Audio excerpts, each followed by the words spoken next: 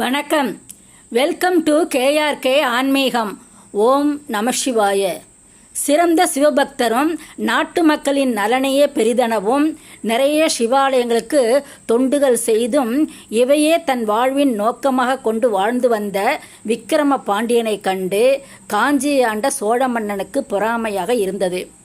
இவரை வீழ்த்த பல வழிகளிலும் முயன்றும் வீழ்த்த முடியாமல் போக கடைசியாக சைவ மதத்திற்கு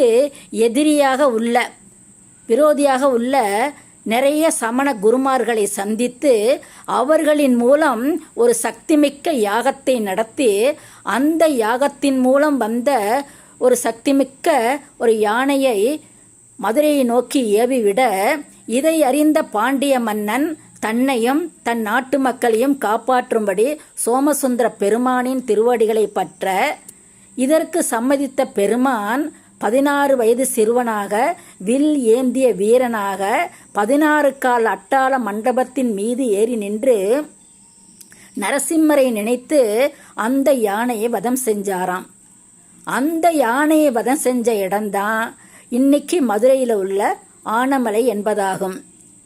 இங்கு பாண்டிய மன்னனின் வேண்டுகோளுக்கிணங்க அதே 16 கால் அட்டாள மண்டபத்தில் வில்லியேந்திய வீரனாக சோமசுந்தர பெருமான் காட்சி கொடுக்கிறாரு.